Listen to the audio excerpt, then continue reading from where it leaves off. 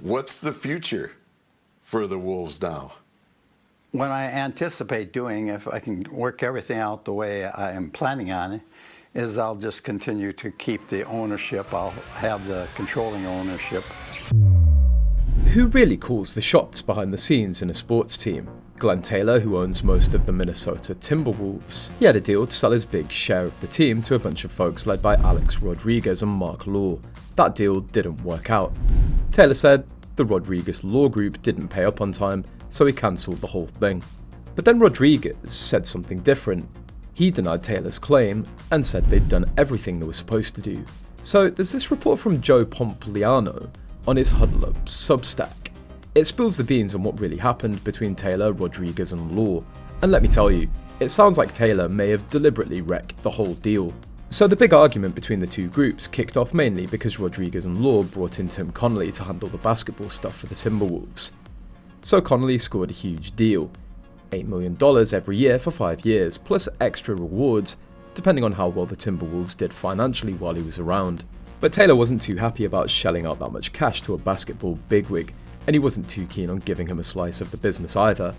So even though they eventually brought Connolly on board for that $8 million per year gig, they took away those extra perks. As Rodriguez and Law were nearing the finishing line of the deal in 2024, Taylor suddenly changed the game.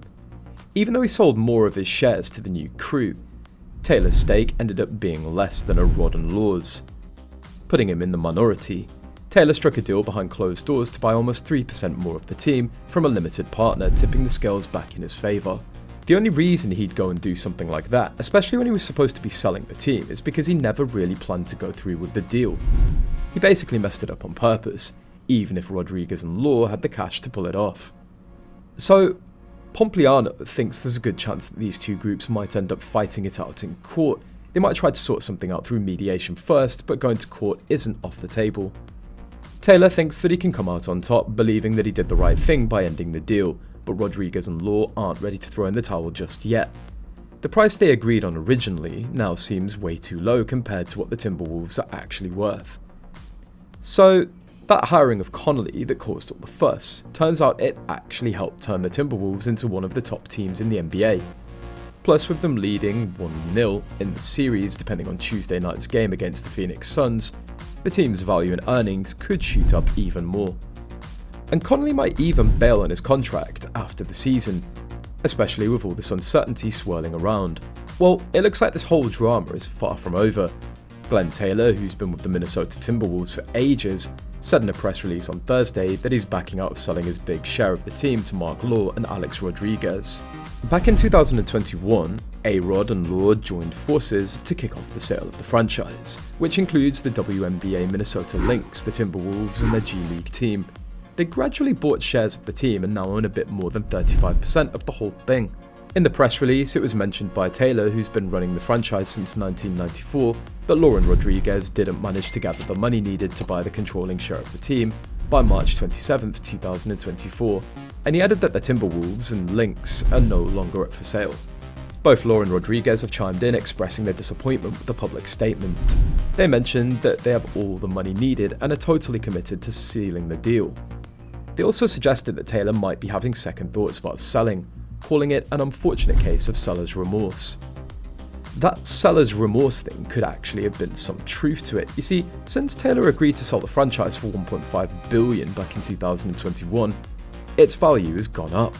And it's not just because NBA teams are worth more now, with others like the Phoenix Suns, Dallas Mavericks and Charlotte Hornets selling for over $3.5 billion. It's also because the future of the Timberwolves looks way brighter now than it did back in 2021.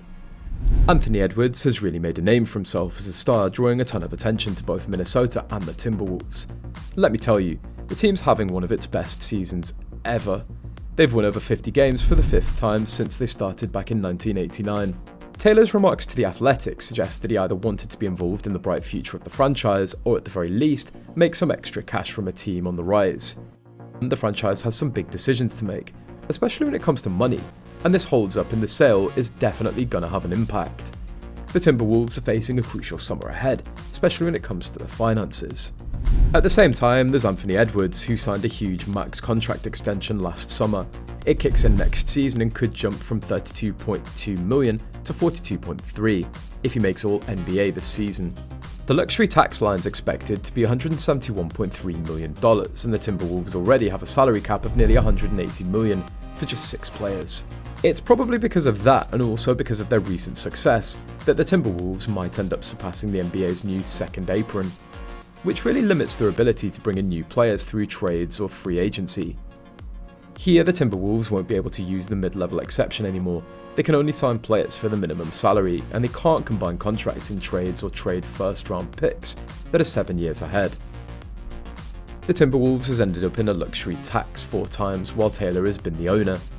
They only went over the tax a little bit in the 2019-20 season, but before that they hadn't paid the luxury tax since Kevin Garnett was playing for them. In the press release, it was mentioned by Taylor that he'll keep collaborating with Lauren Rodriguez to make sure the team has what it needs to compete at the highest levels. But will it be willing to dig deep and handle a huge super restrictive luxury tax bill? We'll have to wait and see about that, but this whole situation definitely takes away some of the excitement from what could have been one of the best seasons for the Timberwolves. It's like a dark cloud hanging over a team that was ready for a big playoff push. Becoming great doesn't happen overnight, especially in the NBA. Teams have to prove themselves before they're considered top tier, so a young team like the Minnesota Timberwolves usually doesn't get much respect. But this season they've been on fire, way ahead of schedule. They've had the best record in the West for most of the season and played like real contenders. Still, Charles Barkley isn't sold on them just yet. When it comes to his doubts about the team, Charles gave some good reasons, because they're going to play in the playoffs. They're going to play. We don't think big guys can guard 3-point shooters in the NBA. Chuck has some good reasons for being skeptical. Instead, the round mound of rebound, don't call him that, is cheering for the Los Angeles Clippers this season. They've won 18 of their 20 games and are doing great under the James Harden regime. LA has made a believer out of Barkley. But it was Chuckster's take on everyone's favourite Michael Jordan's son, Anthony Edwards, and his team that got fans talking about the 1993 NBA MVP. Because of his remarks, some fans started to criticise Charles Barkley for his bold take on Minnesota. A few fans chose to embrace the underdog mentality, saying things like, "At NBA on TNT, aka Charles Barkley. Stay disrespecting the Wolves." T-Wolves fans love that, but not everyone was on board with that reaction right away. Instead, they went for a more aggressive approach. Others were fast to highlight a general bias against their beloved team, with Shaquille O'Neal having a long-running rivalry with Rudy Gobert and not showing much love for Karl Anthony Towns. The fanbase had some strong feelings to share. Some fans didn't brush off his comments easily. Instead, they launched into their own lengthy rant, arguing that the team was the top dog in the league, thanks to their #1 ranked defense this season. Why are you hating on the team? They're the best defensive team in the whole league. So what are your thoughts on this? Do let us know in the comments below. Also, don't forget to like and subscribe to the channel. Till next time, see you again.